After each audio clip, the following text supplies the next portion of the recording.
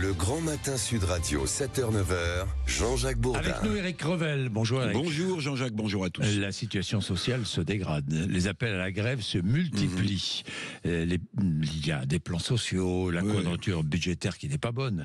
Le gouvernement est confronté à de multiples appels à la grève par des syndicats remontés. Ah ouais, il pleut comme à Gravelotte, des appels à la grève. Bon, alors évidemment, je vais commencer à tout honneur, tout seigneur par la SNCF. Ça commencera de manière illimitée à partir du 11 décembre. Vous avez remarqué, Jean-Jacques, je vais faire un petit mot d'esprit parce que on en a quand même un peu marre, mais à chaque fois que les fêtes de fin d'année arrivent, la SNCF se met en grève. Alors là, cette fois, c'est le prétexte du fret français. Alors je dis pas qu'il n'y a pas un sujet sur le fret français, puisque la SNCF veut diviser en deux le fret français. Mais attendez, ça fait des années, à l'époque où Guillaume Pépi était président de la SNCF, que le fret français est en difficulté. En fait, son principal concurrent, la Deutsche Bahn, a quasiment racheté toutes les sociétés en Europe qui font du fret. Donc la SNCF, chers amis, à partir du 11 décembre, de manière illimitée, si le gouvernement ne fait pas quelque chose. Et puis il y a d'autres mouvements sociaux qui s'annoncent. Dites-moi, à propos de la SNCF, quand même, je regardais un chiffre, les retraites de la SNCF sont en déficit. Oui.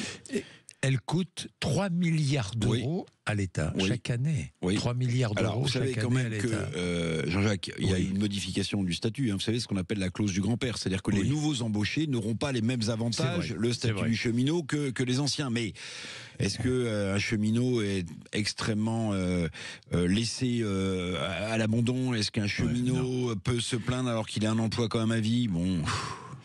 Appel à la grève aussi des pilotes d'avion. Oui, alors les pilotes d'avion. Alors là, on est ailleurs. Là, c'est le SNPL, vous savez, le syndicat très puissant. Là aussi, un pilote d'avion, ça gagne quand même relativement bien sa vie. Je rappelle d'ailleurs que dans la hiérarchie de Air France, c'est pas le PDG qui gagne le plus. Ce sont les pilotes qui ont le plus d'ancienneté qui gagnent le plus. Tant mieux pour eux. Alors eux, ils se mobilisent contre la volonté du gouvernement de prélever 1 milliard de plus. Vous savez, sur le secteur aérien, il va y avoir des taxes de plus. Ça fait partie du projet budgétaire. Ces nouvelles taxes aériennes. Je rappelle juste quand même que déjà en France, puisqu'on est les champions, sur un Paris-New York par exemple, c'est 10% de taxes. Sur un Paris-Nice, c'est déjà 24%, 25% de taxes sur le billet d'avion. Puis je dis aussi, autre appel à la grève, mais là dans la fonction publique, c'est la question des jours de carence dont vous avez parlé abondamment. Les jours de carence dans la fonction publique en cas d'arrêt maladie. Alors j'aime beaucoup la formule, comme ça le gouvernement est prévenu. C'est le secrétaire général de FO, fonction publique, qui le dit. 3 jours de carence, 3 jours de grève. Heureusement qu'il n'y a pas un projet de 10 jours de carence, sinon on serait à 10 jours de grève. Bon, autre grogne sociale qui reprend de l'ampleur, le monde agricole qui s'estime trahi, qui est de nouveau prêt à se mobiliser. Oui, vous vous souvenez du salon de l'agriculture avec Emmanuel Macron en difficulté. Il avait promis... je me souviens des manifestations de janvier dernier. Bien sûr, sur le traité du Mercosur, la France... Mercosur, bientôt la décision. Oui, parce que la France va se faire tordre le bras. En réalité, si Bruxelles. Je rappelle quand même que le Mercosur, c'est laisser entrer des produits alimentaires qui ne respectent pas les normes sanitaires qu'on impose pourtant à nos agriculteurs. Et puis en plus, Jean-Jacques, les récoltes ont été mauvaises. Les épizooties qui touchent le bétail sont nombreuses en ce moment. C'est vrai. Les agriculteurs veulent vivre de leur travail et ils n'y arrivent pas. Mais il y a aussi un autre contexte, ne l'oubliez pas, c'est que au début de l'année prochaine, attention, il y a aussi des élections aux chambres d'agriculture. Et là, il y a un face-à-face. Et aussi, il faut récupérer la grogne des agriculteurs. Il y a un face-à-face qui se dessine entre FNSEA, Jeunes Agriculteurs, et la fameuse coordination rurale qui aimerait bien tondre de la laine sur le dos, si j'ose dire, de la FNSEA. Évidemment, encore une fois, c'est politique aussi, tout ça. Tout ça est politique. Bien, dites-moi, Éric, si nous parlions des retraites. Si vous voulez. Parce que hier soir, sur TF1, Laurent Wauquiez a annoncé une revalorisation... Stupéfiant. Une revalorisation des retraites, attention, 50% de l'inflation au 1er janvier.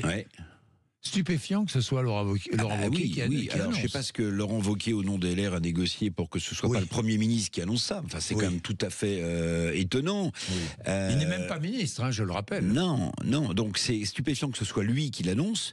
Mais après, quand vous regardez dans le détail, je rappelle que normalement, pour faire 4 milliards d'euros d'économie, le gouvernement avait dit, je décale toute la hausse de l'inflation sur les retraites du 1er janvier au 1er juillet, vous vous souvenez? Donc ça, c'était 4 milliards d'euros d'économie. Alors, qu'est-ce qu'annonce Laurent Wauquiez? Écoutez bien, le diable est dans les détails, écoutez bien. Il dit, on va revaloriser les retraites le 1er janvier, mais seulement de 50% de l'inflation.